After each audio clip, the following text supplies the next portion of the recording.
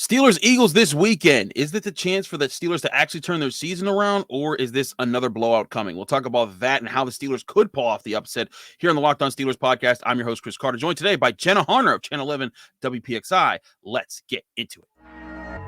You are Locked On Steelers, your daily Pittsburgh Steelers podcast, part of the Locked On Podcast Network, your team every day.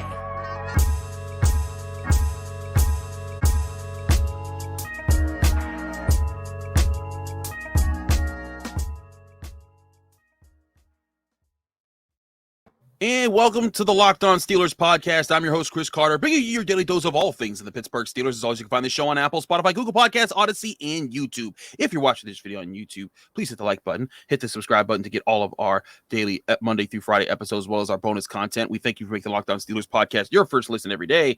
Today's episode is brought to you by SimpliSafe. SimpliSafe home and security with fast protect technology exclusively from SimpliSafe. 24/7 monitoring agents capture evidence to accurately verify a threat for faster police response. There's no safe like SimpliSafe. Visit simplisafe.com/LockedOnNFL for more.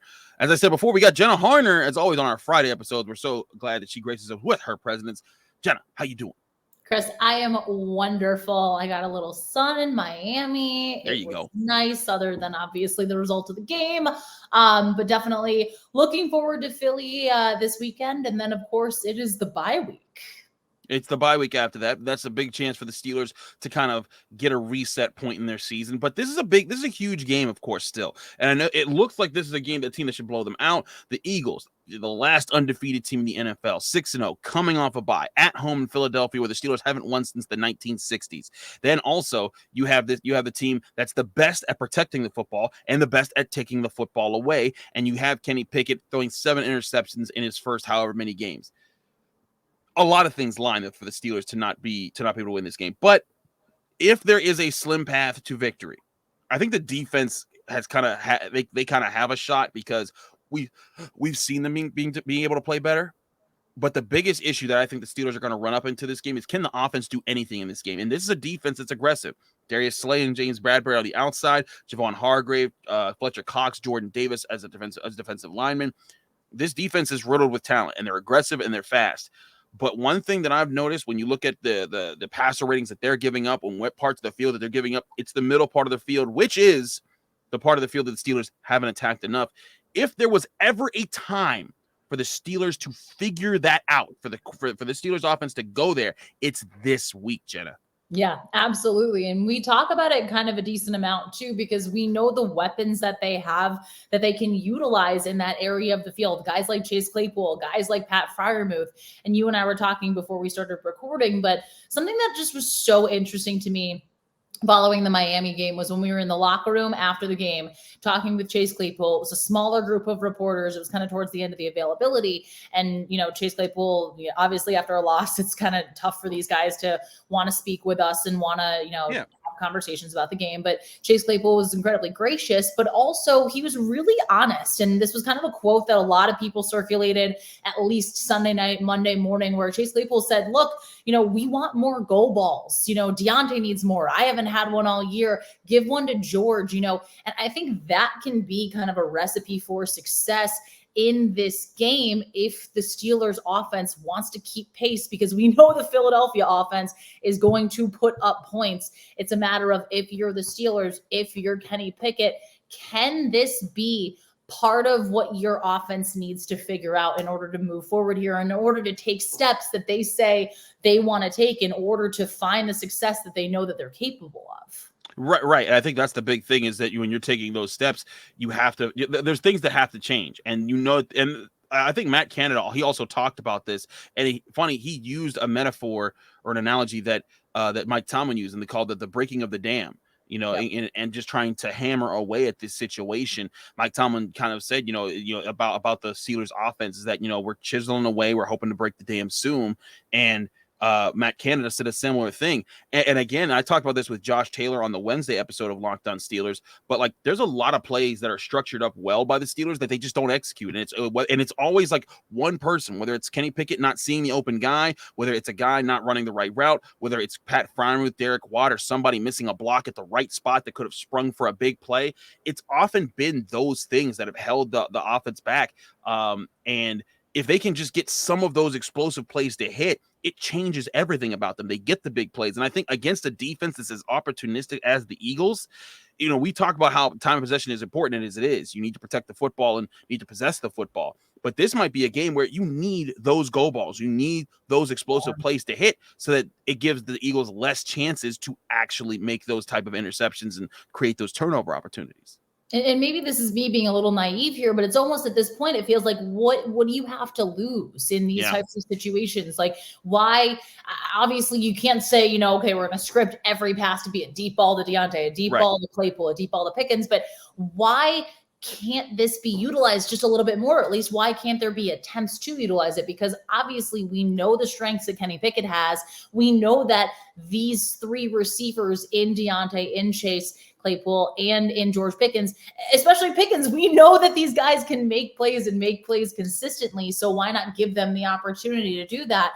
I keep going back to that 30-yard pass we saw from Kenny Pickett to George Pickens in the second half of the Dolphins game, where it seemed like it opened up so much. I remember turning to Richie Walsh from KDKA. We're sitting next to each other in the press box, and I was just like, George Pickens is wide open. He's in single coverage. Like, they should target him here. And sure enough, they did. But it's like those types of situations. And again, this might just be me being a little bit naive, but it's like you open that up, then you can open up your run game a little more, because the defense isn't content with just knowing, okay, they're going to do, run. Oh, it's 3rd and 7. They're going to pass. No, I agree. And because that's the thing, is that when they do the run pass, it's usually because the other passing on 1st and 2nd down didn't work. But I do agree, they need to go back to it.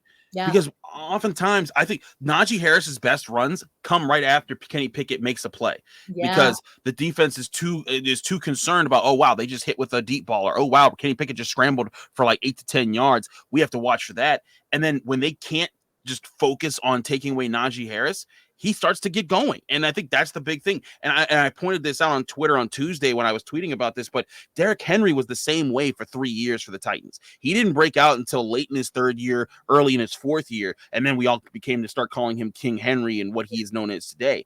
But Najee Harris faces the same syndrome, that they're an Alabama running back with a high prestige, and that a lot of teams are focusing on them. And when Derrick Henry was starting there, starting his time out there, one, he was splitting carries because they had Deion Lewis, but two, even when he wasn't splitting carries, it still wasn't working because no team feared any part of their passing game until Ryan Tannehill came in and started connecting on some deep balls. And he wasn't great, but he was just doing taking what was there.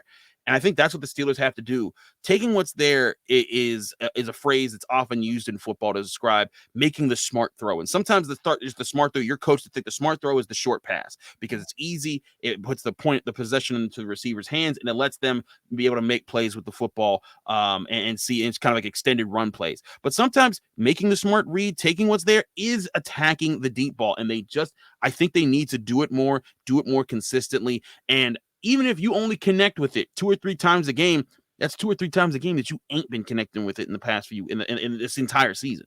Yeah, absolutely. Again, it can also be something that, you don't anticipate every deep ball is going to hit. I mean, you look at kind of teams across the league. You can look at, the Ravens, look at the Bills. There are times where Josh Allen has a couple throws a game that, he's looking deep for a receiver and it's over his guy, or Patrick Mahomes, same kind of thing. I think a lot of teams obviously want to hone in on or a lot of fans want to hone in on the Steelers and direct their criticism in that direction, and rightfully so. But this is going to be something where if you see a little bit more of it, there should be some optimism here where it's like, okay, there's more, like this offense is willing to take chances. And I think you'll see a lot of people, if that's what they do this weekend. And again, it's not going to be every play, but if you see Kenny Pickett in the first half take 2 or 3 deep shots and connect on one, then I think it'll be a little bit more of, okay, even if it's an incomplete pass or something. Again, if the Chase Claypool pass to Chase Claypool that was in the first half that got intercepted in the Dolphins Yeah. game. If that just goes incomplete, or if he catches it, I think a lot of people are looking at that differently too, where it's like, okay, hold on a second. They're willing to do this. Seeing the willingness, I think, is going to be a big part of this week. Right. Seeing that willingness, and it's because it's not just fans. We're talking about the defense, of course. If the defense sees that they're willing to do it, it changes how they approach the Steelers. We'll get back more into this matchup with our third segment when we do our official picks, turning points, and everything that we see for this game. So don't go anywhere on the Locked On Steelers podcast. But first, we got to talk to you guys about SimpliSafe. Here's a sports analogy for you. When it comes to burglars, your home is like the end zone, and you need the absolute strongest defense that you can muster. This is why everyone should use SimpliSafe Home Security. At SimpliSafe, your safety is the only thing that matters. It's cutting-edge technology powered by 24/7 professional monitoring agents who always have your back, so you always know that your home is safe. What I can tell you is that when you call SimpliSafe staff for help, they're attentive. They pay attention to what you're asking about, and they do everything they can to help you find whatever you're looking for or figure out whatever situation that you're in. I really love how simple the SimpliSafe phone app makes using this app work. It keeps you up to date with the safety of your home at all times, and it makes it easy to get answers. You have questions thanks to their app and their support team. With 24/7 professional monitoring, SimpliSafe's agents call you the moment a threat is detected and dispatch police or first responders in an emergency, even if you're not at home or can't be reached. SimpliSafe blankets your home in protection with advanced sensors for every room, window, and door. HD security cameras for inside and outside your home. Customize the perfect system for your home in just a few minutes at simplisafe.com/lockedonnfl. Save 20% on SimpliSafe security system when you sign up for an interactive monitoring plan and get your first month for free. Go to simplisafe.com/lockedonnfl to learn more. And there's no safe like SimpliSafe.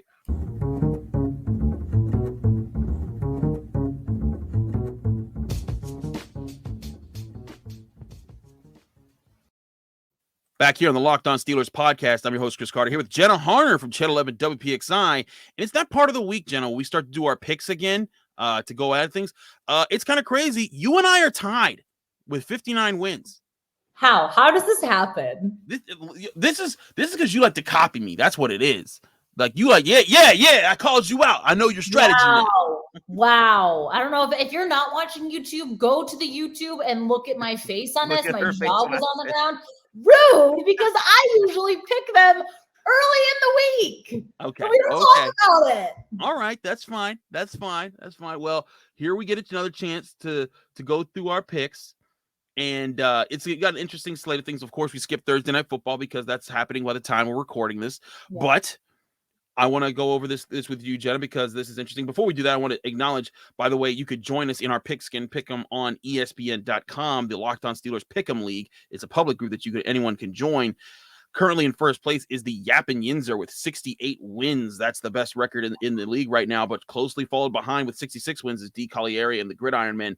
Jenna and I are tied for 40th with 59 wins so far. So congrats to everyone else who's up there. Keep playing. It's a long season ahead of us. But let's get to this week's picks. We start with the Europe football. Early in the morning on Sunday, the Broncos take on the Jaguars, both 2-5. Russell Wilson's supposed to be back. I don't care. I'm picking the Jaguars, Jenna. Russell Wilson was doing high knees on an airplane, apparently, when his teammates were asleep. I think it's he's going to need a lot more than that to get back in the game. Russell Wilson is 100% the type of person who applauds. He's the only one when the plane lands, but he is absolutely slow clapping, tapping around him. He would and you're do looking that. at him like, bro, it's 9 a.m.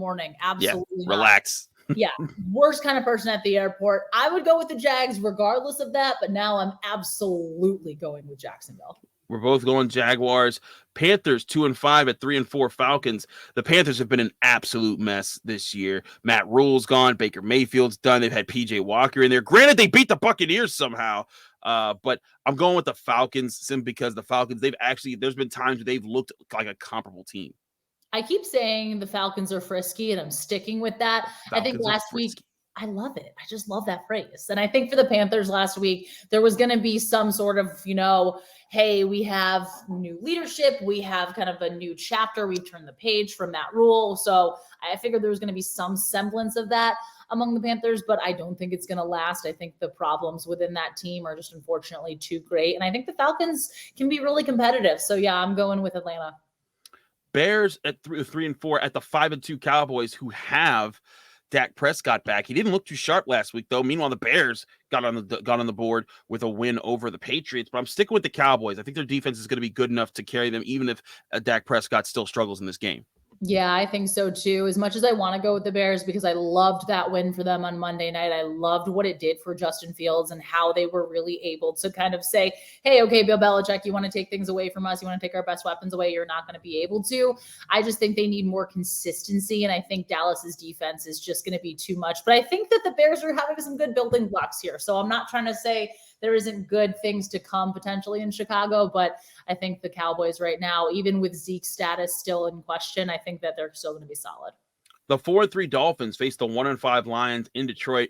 I don't care if they're in Detroit, Jenna. The Lions are they were the team that everyone was talking about in the Hard Knocks, and now they've kind of shown like that was all it was talk and everything from Dan Campbell. I think the Dolphins are going to destroy these guys. Yeah, I think so too. I think that was a big win for the Dolphins on Sunday night with getting Tua back. And I think it was really good to see the Steelers defense make the adjustments that they did, but you can see why Miami's offense is as explosive as they are. And I just think Detroit's going to have no match for it. Same here. 3-4 Cardinals, 5-1 Vikings. This could be a trap game, in my opinion. The Vikings have been playing well. The Cardinals, well, the Vikings are playing somewhat well. Like there have been times I was like, I'm not so sure about this team. I'm gonna stick with the Vikings for now, but I would not be surprised if Kyler Murray found a way to pull this out, especially with D-Hop back. That's exactly how I feel about this game. There's a couple of these games that I'm just like, they're such toss-ups for me. And I think it really just comes down to the fact that the Vikings are at home and that they're playing decently well and they're really kind of starting to gel the way that they are. But yeah, I wouldn't be surprised either if Arizona not only keeps us competitive, but there's definitely times in this game where you're like, are the Cardinals going to win? That I think that's definitely coming. Another 1 o'clocker. 2-4 Raiders at 2-5 Saints. A lot of bad games to start out here. Teams with bad records, but this is tough for me because the Saints, they're supposedly be sticking with Andy Dalton, even with Jameis Winston back. The Raiders have been so inconsistent. I'm going to go with the Raiders because I think that they are a better team, but they have been very disappointing this year. Yeah, they definitely have. And you honestly thought that there was going to be more explosiveness with the offense, obviously, with having Devontae Adams and his connection with Derek Carr. I'm going with the Raiders because I think last week they were able to really put up a lot of points. And yes, granted, it was against the Texans. But I also think that that's something that offensively, when you kind of have that breakout game, you can build on. And I just think the Saints defense hasn't been doing it the way that we've anticipated them, that they should be doing what they, all the talent that they have there defensively, what they should be doing, week in, week out. I think there's just a little bit of inconsistency on that side of things. Agreed on that. AFC East showdown, 3-4 Patriots at the 5-2 Jets. The Jets look good. They've found ways to win. The Patriots, I guess Mac Jones is starting again, but they looked confusing after that walloping that the Bears gave them. I'm going with the Jets. I'm sorry. I think they're going to handle their business at home. Yeah, I'm going with the Jets too. And who would have thought that we're picking the Jets against the Patriots? If you told me I was going to do that at the start of the season, I would have laughed at past me's face or future me. I would have at that point. But I think the Jets also, they remember that game last year. I was seeing some tweets today from one of the Jets staffers talking about, they remember it was 54-13. Yeah. They remember that. And they remember what the Patriots did late in that game. Some questionable things, according to the Jets, not coming out of my mouth. But I think that this is going to be kind of a little bit of a, hey, we're here, we're competitive. The Jets are also, I believe, second in the division right now. Yep, they're right behind the Bills. If the Bills trip up anytime soon, the Jets are right on their behinds. So the Bills have to show up and keep winning. I would have never thought that. But yeah, I'm going with the Jets. Long tangent of saying I'm going with the Jets here. Titans at Texans. Titans looked struggling at the early part of the year. They've rebounded. I'm going with them. Yeah, absolutely. The Texans are kind of just all over the place right now. And I'm going with the Titans in this game. 3-4 Commanders at 3-1 Colts. The Colts, they are starting Sam Ehlinger this week, the rookie kid out of Texas. He's figured, I guess they're plugging him in. Jonathan Taylor has not been getting going this year. This offense, the offense has struggled. The defense has kept him in games. But I think Washington, Taylor Heineke was back, and you saw that unlock some things for Terry McLaurin. I say Washington actually finds a way to win this one. with going up against a rookie quarterback that's going to be getting used to a lot of things. Yeah, that's the biggest thing for me here is just Sam Ehlinger's getting his first NFL start. And that for me kind of dissuades me no matter what with a rookie.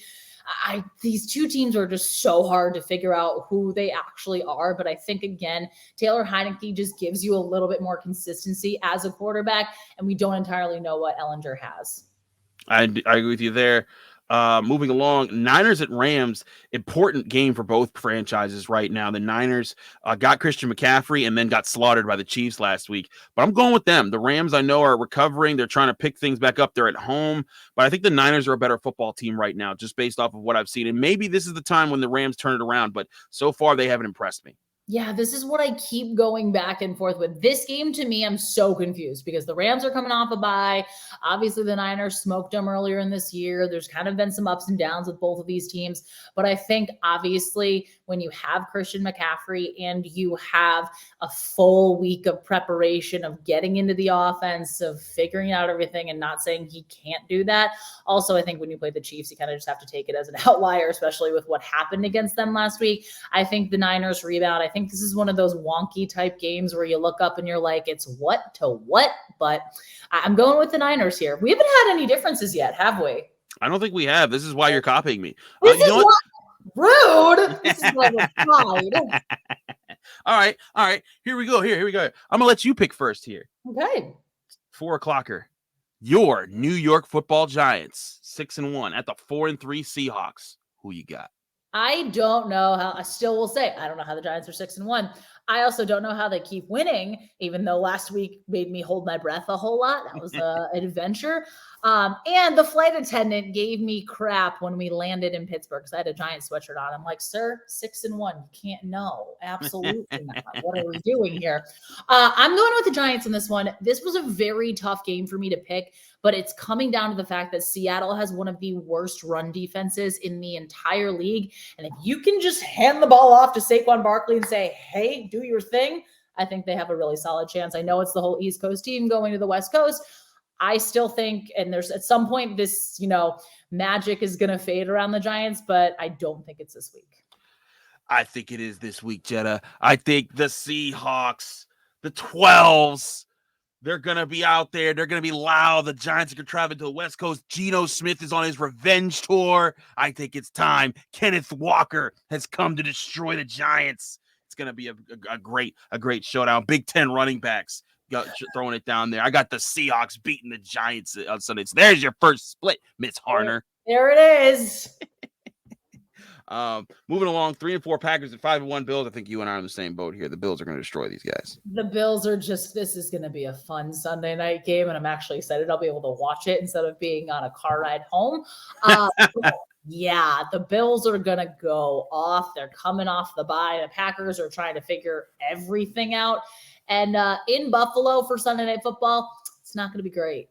No, it's going to be a rough one. Aaron Rodgers criticizing teammates, telling that some people got to get benched. Yeah, good luck with that against the Bills. Monday Night Football on Halloween.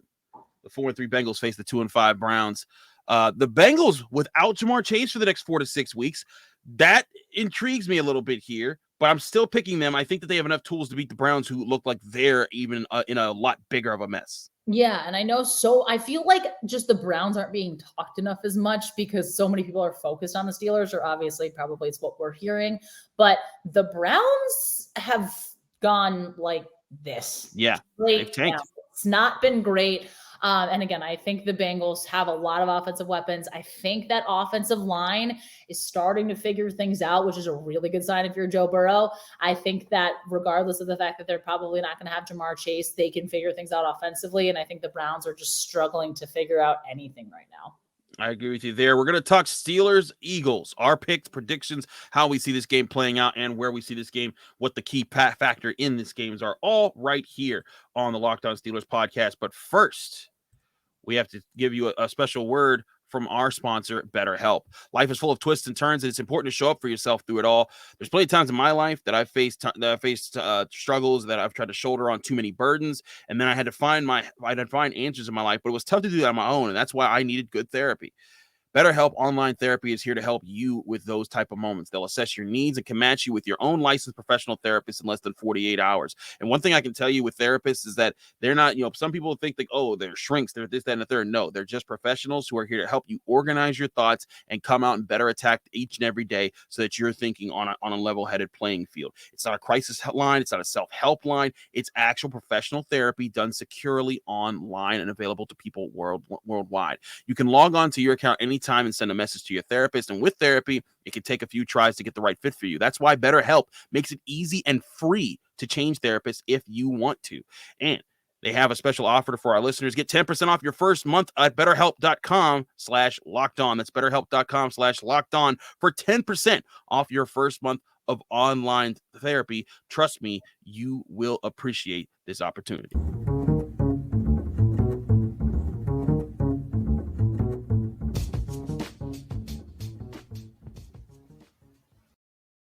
Back here on the Locked On Steelers podcast, I'm Chris Carter. She's Jenna Harner, and it's time to talk Steelers-Eagles once and for all. Jenna, there are different matchups you can look at here.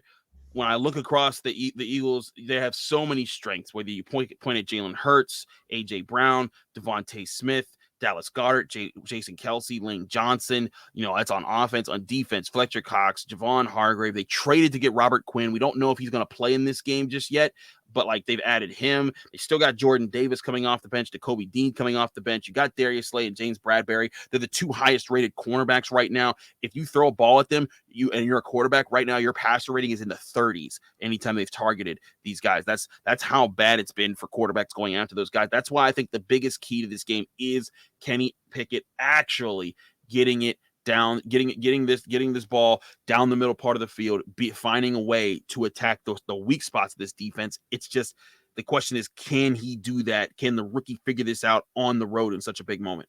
Yeah, it is definitely a big moment for Kenny Pickett. And I think that also the offense, the team, Matt Canada, Mike Tomlin, they want to take as much off of his shoulders as they can in this one. That was something big that a lot of the guys talked about at the end of the Dolphins game in the locker room, was just how, don't put this loss on Kenny. This was just as much on us. And they wanted to kind of lessen that. And I think it's so intriguing seeing him learn through adversity the way he's learning through it. And obviously him growing up as an Eagles fan, I think there's that little bit of a tie here too. But that is going to be kind of crucial here, is can this offense be consistent? Can they take some deep shots down the field? And can they protect the football? Because we know what the Eagles can do. And look, the Eagles are going to put up points. There's no doubt behind that, just because of Jalen Hurts and what, all those weapons. Initially, when you're listing all the weapons, people are like, oh yeah, that's a team. No, that was just the offense initially. So there's a lot of things here that are going to have to go right for the Steelers. And just, you want to see progress from your rookie quarterback here. It doesn't have to be, I know they don't look for moral victories by any means, but can this offense, regardless of the outcome, look at themselves after this game and say, we got better, we took a step in the right direction as a collective unit? I think if you can say yes to that, not only this offense is going to be in a position where they could have a chance to win this game, but it's also going to be, hey, there's a lot of good things we can build on moving forward. Indeed. All right, but let's talk about how this matchup's going to play out. Two teams that are in different places right now. The Eagles flying high, coming off a bye week. They're undefeated. They've been a team that I think a lot of people are starting to pick as Super Bowl favorites. The Steelers have fallen down to 2-4, looking like they'll be 2-5 after this one. And it's just a rough position to be in. Excuse me, they are 2-5. They'll be 2-6 after this one. That's my bad. I forgot a game in there, but. Let's talk about this. Jenna, give us your prediction, and along with it, what's the turning point in this game? What's the biggest factor you see creating a point that turns the game in the favor of the team that's going to win? Don't come for me, Steelers fans, because I'm not picking the Steelers in this one. Although sometimes when I tended to not pick the Steelers, that's when they actually come out and win. I look on paper, this matchup to me just favors the Eagles too well. I think with Kenny Pickett, again, he's showing progress. He's showing good signs, but then we're also seeing 2 of the interceptions from last week. And granted, yes, I think those second 2 interceptions were more on him. Obviously, the first one, that ball to Chase Claypool, wasn't entirely, but I think for the Eagles, this is just too solid of a matchup, and they're coming off of the bye. So you have a chance to rest, you have a chance to get healthy, you have a chance to kind of reset things and say, hey, we know these are the areas that we have to work on. So I think the Eagles win this game kind of in a similar fashion that they were able to against the Cowboys. I think it's going to be somewhere between like a, 26-27 to, 17-20-ish type of game. I'll go with a final 27-17 Eagles. I think the Steelers do show progress on offense, but I think this comes down to the battles in the trenches. If the Steelers can quote unquote out physical I was going to say the Dolphins. I'm still in Miami at this point. It's fine. They can out physical the Eagles. Then I think you have a really good chance, because that was something that Dallas was not able to do. And that's why that game went the way it did for the Eagles. But I just think that there's just too much strengths for the Eagles right now. And I think the Steelers offense still has things that they just need to all figure out. They all have to come together. And if this offense can take those steps, I think that will be a very quote unquote successful week, because it will put them in a good position. But I just don't entirely see all these quick fixes happening overnight. I do think this is a step up week for the Steelers. I do think the offense shows signs of life, some improvements, and there's things that are going to be like Steelers fans can look at this game and say, oh, snap, like that. We haven't seen that. This is a chance. I do think the Steelers do take those steps forward. I'm just with you. I don't think it's enough. And I think that this is an Eagles team that they'll find a way to score on offense somehow, some way. The defense will be tough. And eventually Kenny Pickett's going to have to take some risky throws, and those cornerbacks that have just been so good this year are going to be in position. And I think that eventually, I think Kenny Pickett gets two really good touchdown drives out of this, and maybe a short field created by a turnover if the defense gets it, but that's not going to be enough in here. And here's how I know that you do copy me, Jenna. 27-17 was my exact score prediction that I gave yesterday on the show. I gave it here on this show on Crossover Thursday. So there you have it. Proof that Jenna Harner just copies me all the time. Do you want some insight into my brain here? Because this is how I figure things out. I have right now this tab that we're recording. I have the pick'em so I can go through the games. And then I have the Eagles schedule in full, starting from preseason, but looking at how many points they've scored and taking out of consideration week 1 in that insane 38-35 game against the Lions, and saying, all right, they scored 24 against the Vikings, 24 against the Commanders, 29 against the Jags, 20 against Arizona, and 26 against the Cowboys. So I'm thinking in my mind, all right, they're probably going to get 3 touchdowns. So that's 21. And then I think there's 2 field goal opportunities or a potential defensive score. And that's how you get to 27. Ladies and gentlemen of the jury, do you believe that long just stream of lies that Jenna Harner, or do you just believe that she's copying me and just... I said my pick first also, and I said it yesterday. I love pushing Jenna's buttons. It's funny to see her, man. But hey, it's all good. But Jenna, since you took 27-17 away from me, I'm going to switch it up. I'm not going to say 27-17. I'm going to go with a different score. I'm going to go.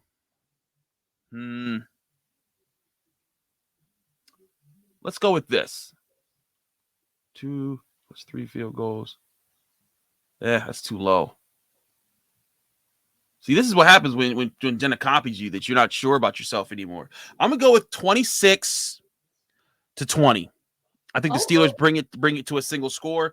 But again, the Eagles will just have too many answers on offense. And I think it's going to be a similar thing as last week, where Kenny Pickett's going to get 1 or 2 opportunities to have a game-winning drive, and he's going to have to throw it against some of those top-tier corners, and that's where they start to take advantage of him a little bit more, and they come out with it. But both of us have the Eagles winning this game.